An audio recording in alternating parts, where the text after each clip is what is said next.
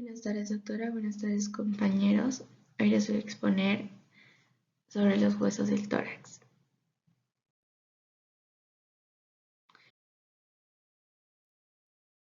Visión general del tórax. El tórax es la parte del cuerpo situada entre el cuello y el abdomen. Normalmente el término pecho se utiliza como sinónimo del tórax. La cavidad torácica y su pared tienen forma de cono truncado. Es más estrecha superiormente, con la circunferencia aumentando más estrecha superiormente y con la circunferencia aumentando inferiormente.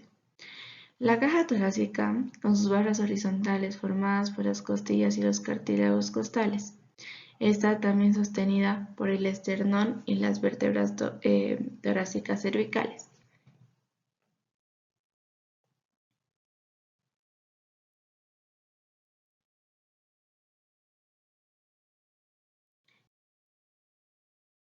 El tórax incluye los órganos principales de los sistemas respiratorio y cardiovascular. La cavidad torácica está dividida en tres grandes espacios: el compartimiento central o mediastino, que aloja las vísceras torácicas, excepto los pulmones, y a cada lado las cavidades pulmonares, derecha e izquierda, que alojan a los pulmones. La mayor parte de la cavidad torácica está ocupada por el corazón y por las estructuras implicadas en la conducción del aire y la sangre de los pulmones. También el esófago, una estructura tubular que hace el transporte de los nutrientes.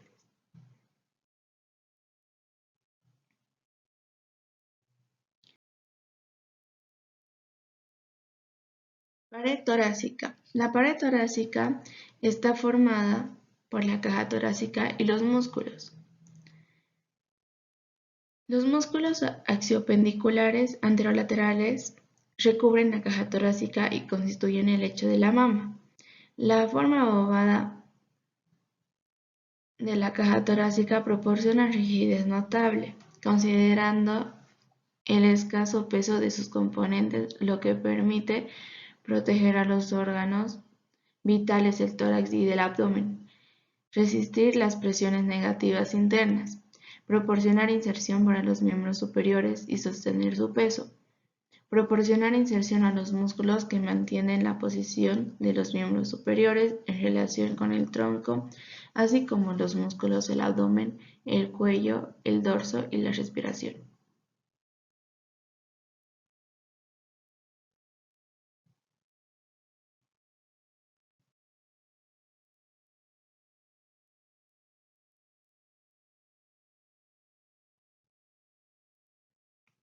Bueno, acá podemos observar una parte del tórax. Por acá podemos observar la costilla, el músculo escaleno anterior, el músculo esternocleido, la arteria, las venas. Acá podemos observar el segundo y el tercer nervio intercostales, que son estos. Podemos observar el esternón. Acá está el esternón, el cuerpo y el proceso sifoides, el transverso del tórax, el diafragma y el transverso del abdomen.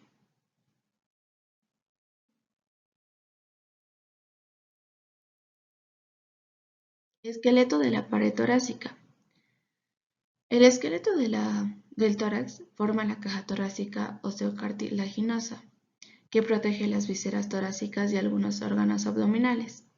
El esqueleto del tórax incluye 12 pares de costillas, los cartílagos costales asociados, 12 vértebras torácicas, con los discos vertebrales interpuesto entre ellas y el esternón.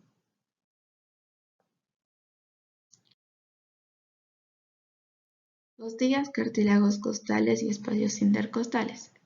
Las costillas son huesos planos y curvos que constituyen la mayor parte de la caja torácica. Son especialmente ligeras en cuanto a su peso y muy elásticas.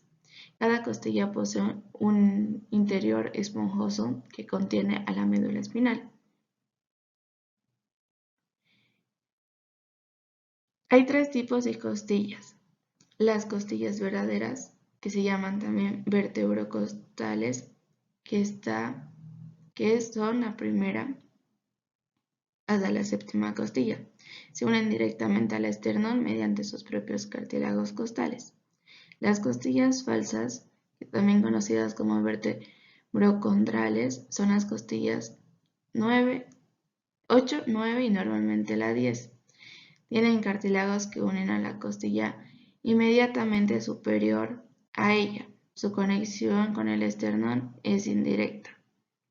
Las costillas flotantes, que son la 11 y la 12, tienen cartílagos rudimentarios que nunca conectan, ni directa ni indirectamente, con el esternón. Terminan con la musculatura posterior del abdomen.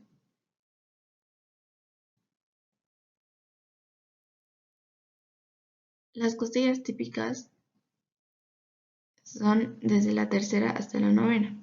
Poseen los siguientes componentes. Poseen una cabeza con forma de cuña y dos caras articulares, separadas por la cresta de la cabeza de la costilla. Una cara se articula con su vértebra numéricamente correspondiente y la otra lo hace con la inmediatamente superior. Un cuello que conecta la cabeza con el cuerpo a nivel del tubérculo. Un tubérculo es la unión del cuello y el cuerpo. El tubérculo tiene una porción articular lisa para las vértebras correspondientes y una porción articular rugosa para la inserción del ligamento costotransverso. Contiene también un cuerpo delgado, plano y curvo, especialmente en el ángulo de la costilla, donde la costilla gira de forma anterolateral. El ángulo también constituye el límite lateral de la inserción en las costillas de los músculos profundos del dorso. En la superficie interna cóncava del cuerpo hay un surco de la costilla, paralelo al borde inferior de la costilla, que protege en parte al nervio y a los vasos intercostales.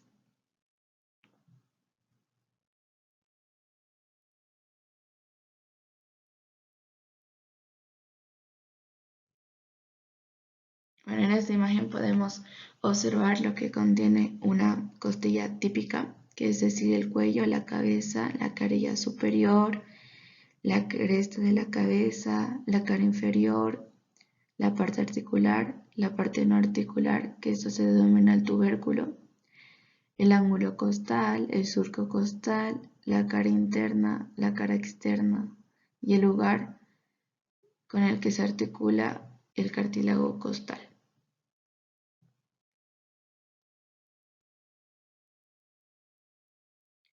Las costillas atípicas son las costillas 1, 2, 10, 11 y 12. Se diferencian del resto por varias características. La costilla 1 es la más ancha y corta y curvada. Tiene una única cara en su cabeza para articularse solo con la vértebra torácica 1 y dos surcos que cruzan transversalmente su cara superior para los vasos subclavios. Los surcos están separados por una cresta y un tubérculo del músculo escaleno anterior que proporciona inserción a dicho músculo.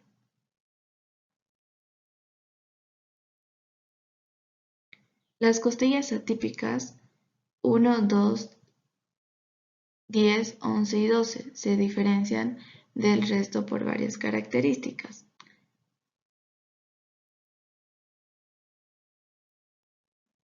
Acá podemos observar la costilla 1 y acá la costilla 2. La costilla número 2 es más delgada, menos curva y más larga que la costilla 1. Tiene dos caras articulares en su cabeza para la articulación con los cuerpos de la vértebra torácica 1 y 2.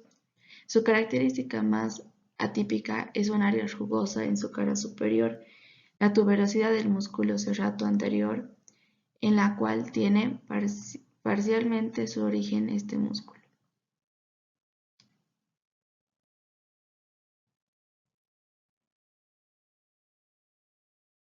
La costilla 10 y 12, al igual que la costilla 1, tienen solo una carga articular en sus cabezas y se articulan con una sola vértebra. Las costillas 11 y 12 son cortas y no presentan cuellos ni tubérculos.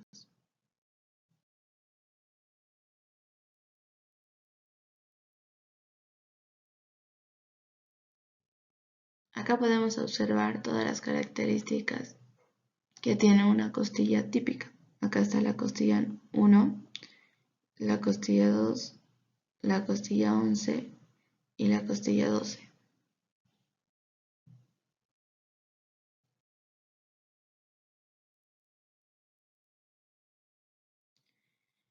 Los cartílagos costales prolongan las costillas anteriormente y contribuyen a la elasticidad de la pared torácica, proporcionan una inserción flexible para sus terminaciones anteriores.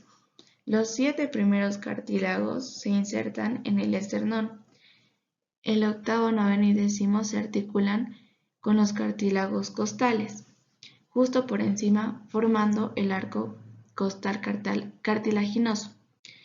Los cartílagos costales 11 y 12 forman bulbos sobre las extremidades anteriores de las costillas correspondientes y no llegan a ponerse en contacto ni se articulan con ningún hueso ni cartílago.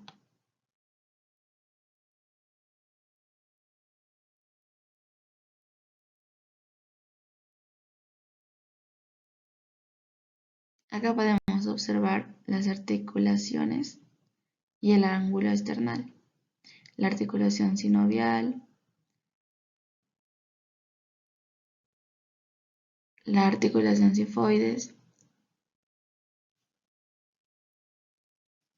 Esas articulaciones son las que podemos observar en esta imagen.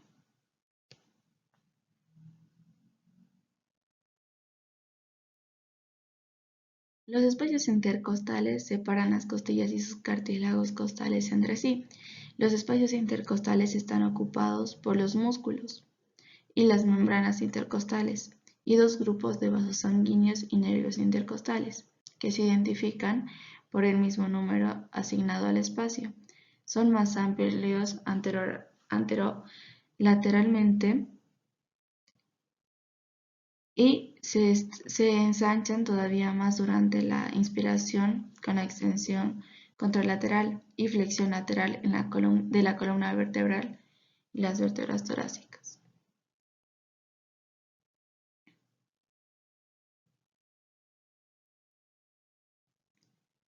Acá podemos observar que esos son los espacios intercostales. Todos estos se los conoce como espacios intercostales.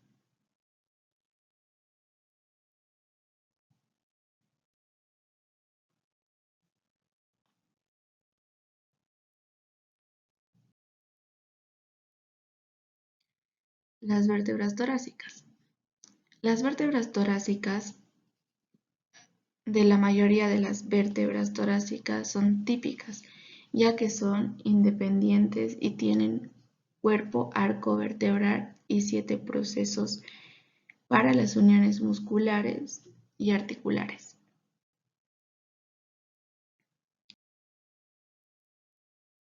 Los detalles característicos de las vértebras torácicas son dos fositas costales, normalmente dos superiores y dos inferiores, las fositas costales en sus procesos transversos y unos procesos espinosos.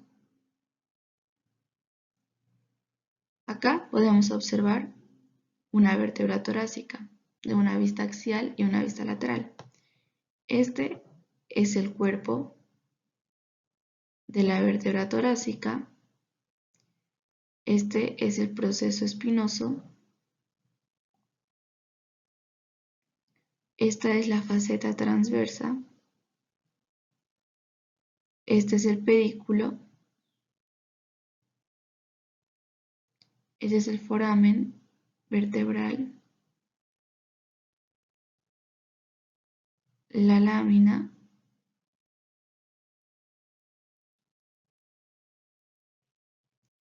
Y la faceta superior.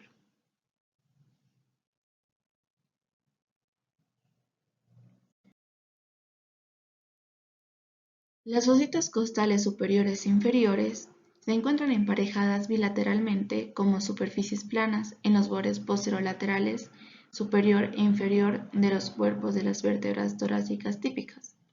Se disponen en pares sobre las vértebras adyacentes, flanqueando un disco intervertebral interpuesto, una carilla inferior de la vértebra superior y una carilla superior de la vértebra inferior. Típicamente dos semicarillas emparejadas de esta forma y el borde posterolateral del disco intervertebral. Entre ellas forman una lámina, una única fosa para recibir la cabeza de la costilla, identificada con el mismo número que la vértebra inferior.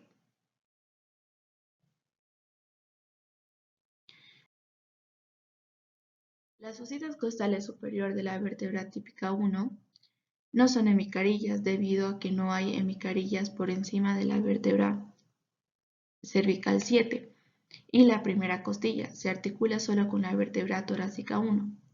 La torácica 1 tiene una carilla costal inferior típica.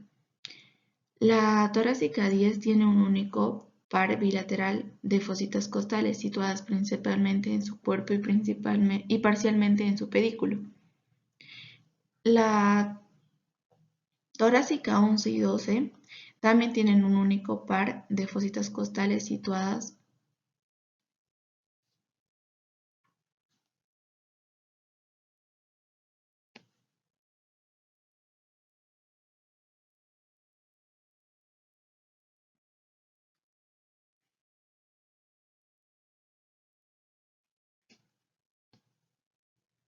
en sus pedículos. Acá podemos observar de nuevo el cuerpo vertebral, la fosita costal superior, el apófisis articular superior, el foramen, la fosita costal de la apófisis transversa y la apófisis espinosa.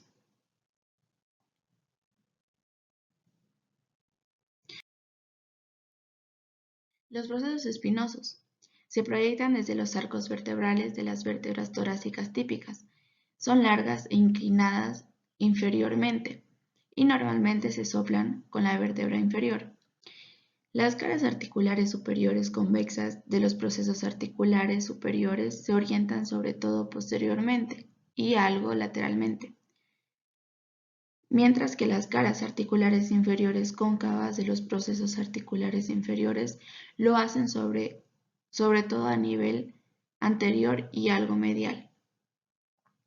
Podemos observar el cuerpo vertebral, el foramen vertebral, la incisura vertebral superior, el foramen, la bóveda, costal superior, el pedículo del arco vertebral, la fosa costal del proceso transverso, la lámina del arco vertebral, el proceso espinoso, el proceso articular superior y el proceso transverso.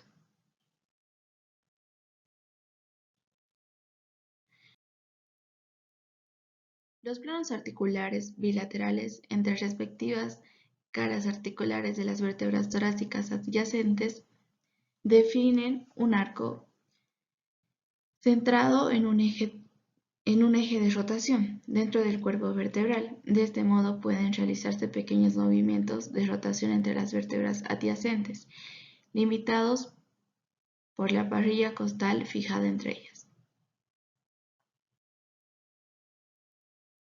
Esternón. El esternón es el hueso plano alargado verticalmente que forma parte central de la porción anterior de la caja torácica.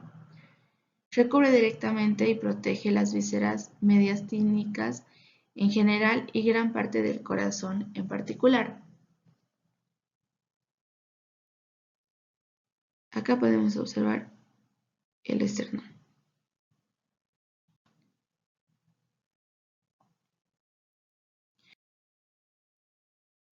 El esternón consta de 3 porciones: el manubrio, cuerpo y el proceso sifoides.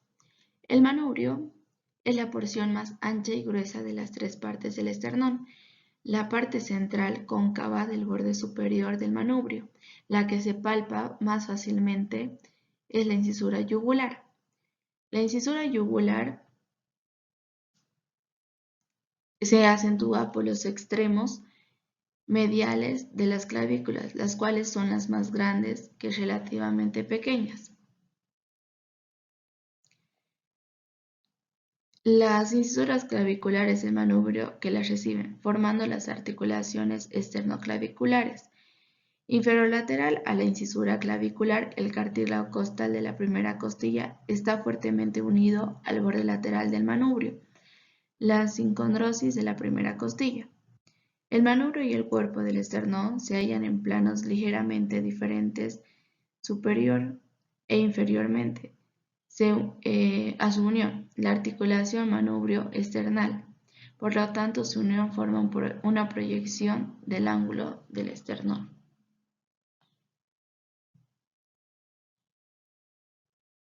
Acá podemos observar que ese es el esternón, ese es el manubrio, ese es el cuerpo y ese es el proceso sifoides.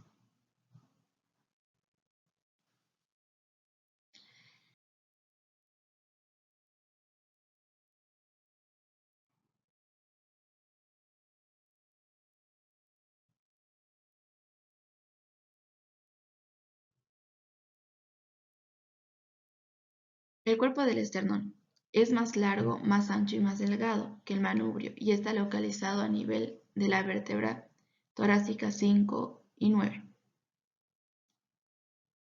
5 hasta la 9, perdón.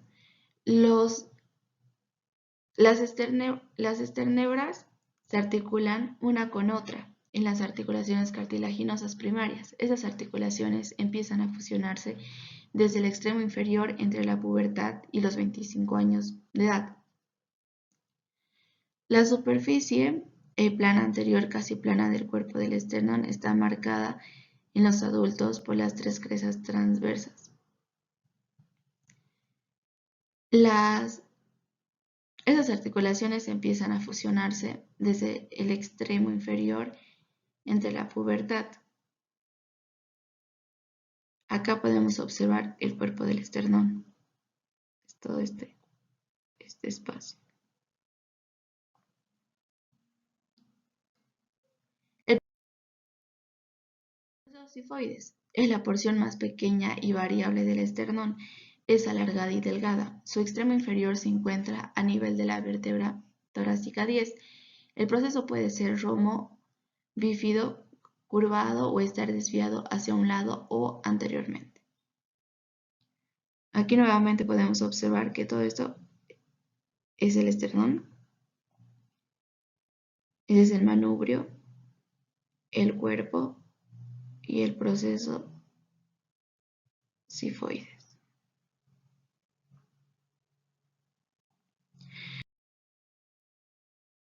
El proceso sifoides es un importante punto de referencia del plano medio debido a que su unión con el cuerpo del esternón en la articulación sifoesternal señala el límite inferior de la parte central de la cavidad torácica. Esta unión es también la localización del ángulo infraesternal. Es un marcador de la línea media para el límite superior del hígado, el centro tendinoso del diafragma y el borde inferior del corazón. Acá podemos observar el proceso sifoides.